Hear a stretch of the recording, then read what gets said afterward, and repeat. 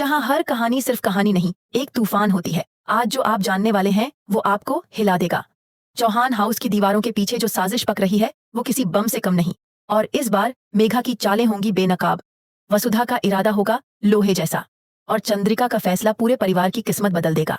Scene की शुरुआत होती है उस पल से जब चंद्रिका छुपकर सुनती है वसुधा और देव की बातें, और वहीं उसे एहसास होता है कि वो जिसे अब तक स्वाभिमानी और बलिदानी समझ रही थी, वो वसुधा ने अपनी कुर्सी खुद नहीं छोड़ी थी, बल्कि उसे मेघा ने मैनिपुलेट किया था। देव का दिल टूट जाता है। वो खुद को बेबस महसूस करता है कि वो उस लड़की के लिए कुछ नहीं कर पा रहा जो हर बार खुद के लिए पीछे हट जाती है।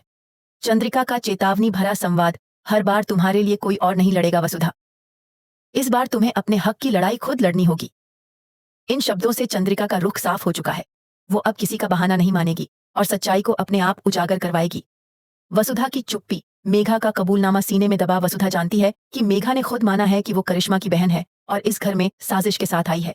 लेकिन वसुधा अभी भी सब कुछ नहीं कहती।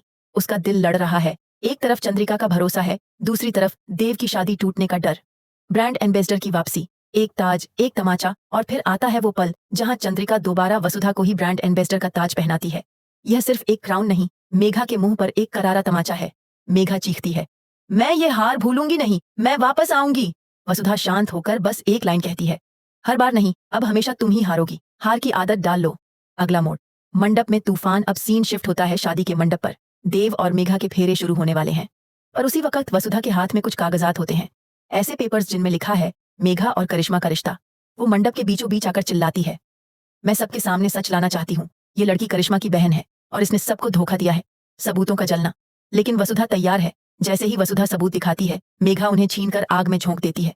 लोग चौंकते हैं, पर तभी वसुधा मुस्कुराती है और दूसरा सेट पेपर्स निकालती है। मेरे पास बैकअप है और अब कोई झूठ नहीं बचेगा। बम। अब सवाल ये है, क्या चंद्रिका वसुधा पर भरोसा करेगी? क्या देव अपनी आंखों के सामने सबूत देखकर भी शादी करेगा? या मेघा एक बार फिर कोई चाल चलेगी? इस स्क्रिप्ट का यही ट्रेलर था।